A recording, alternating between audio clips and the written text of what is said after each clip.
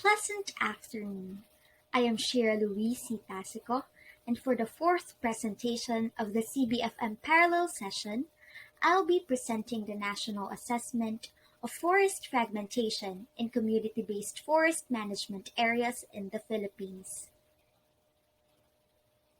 My presentation mainly has four components: context and rationale, methodology, key findings, and conclusion.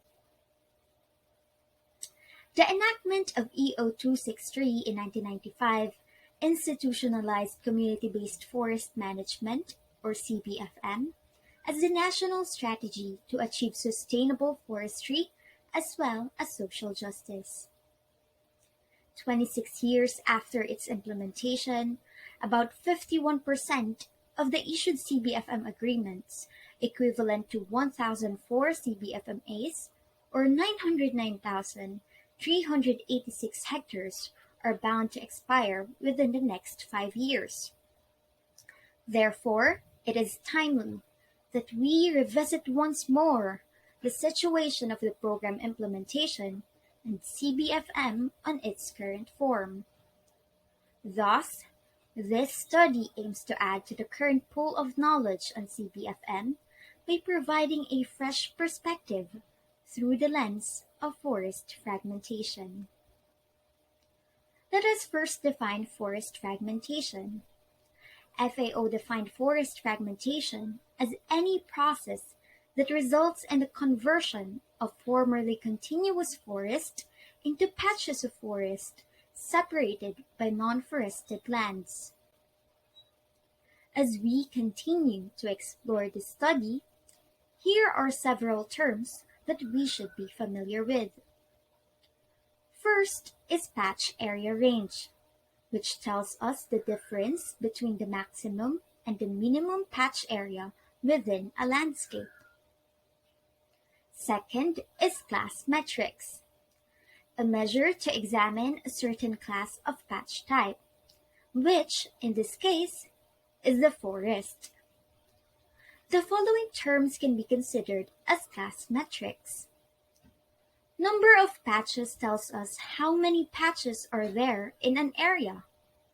The higher the value, the higher the fragmentation.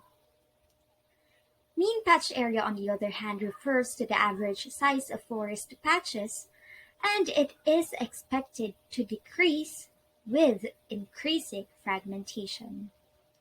Lastly, we have perimeter area fractal dimension, or PAFRAC, which describes the shape of the landscape and the adjacencies of the patches, whether they are contiguous or fragmented.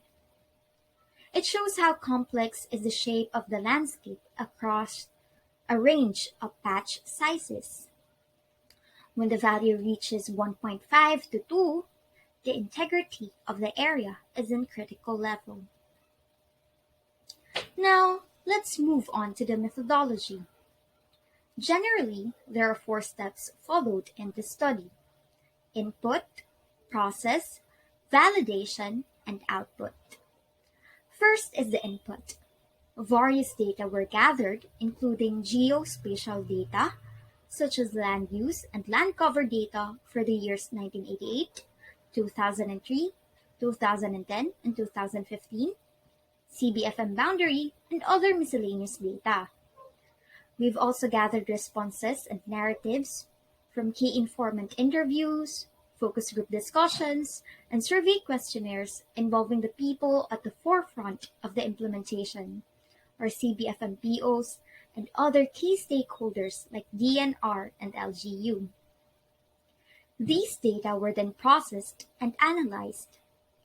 The geospatial data were run through FragStats. It is a spatial pattern analysis program that quantifies the spatial heterogeneity or structure of the landscape as represented in either a categorical map or continuous surface. The calculated data were illustrated through ArcGIS and integrated with the responses and narratives gathered. Results were validated through consultations at the regional and national level and a closer look to the supplementary study sites.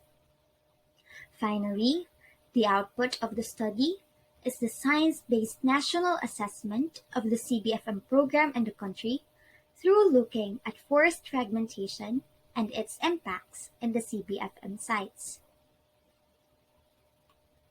Now for the key findings of the study. To visualize the fragmentation experience in the CBFM sites in the whole provinces, herewith are sample national level patch maps indicating the patch area range. Basically, the yellow color indicates low range, green for moderate, and blue for high. We can see that from 1988 to 2015, fragmentation is manifested in the country as we are getting relatively small proportional patches. Despite the manifestations of forest fragmentation within CBFMAs, three of the primary fragmentation indicators show that the program contributes to mitigating forest fragmentation. Specifically, in terms of class metrics, the average annual change rate of forests' number of patches, area mean, and PAFRAC is comparably slower within CBFMAs than that of the whole province. A slower rate of increase can be observed in the number of patches and PAFRAC, while area mean has a slower rate of decrease. Nonetheless, the effects of forest fragmentation remains to be felt and experienced in CBFM areas. Respondents of the study were asked to share their observations and experiences in their respective areas in terms of biodiversity and ecosystem services, especially in terms of water quality and supply. Results show that most of the respondents have observed negative impacts both in the ecosystem services and biodiversity.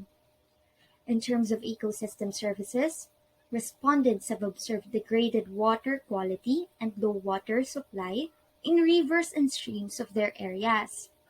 As for biodiversity, there are reduced sightings, if not biodiversity loss.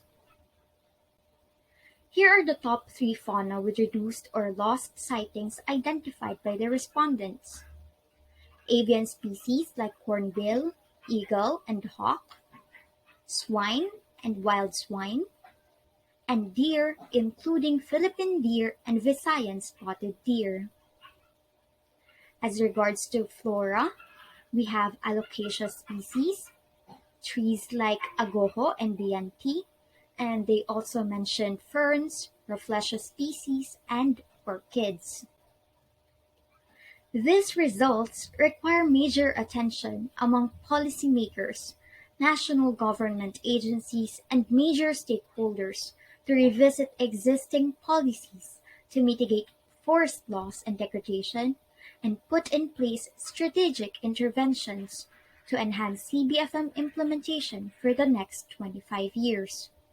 Furthermore, to address forest fragmentation and ensure sustainable provision of ecosystem services, geospatial planning that clearly delineates areas for production and protection within CBFM sites must be employed.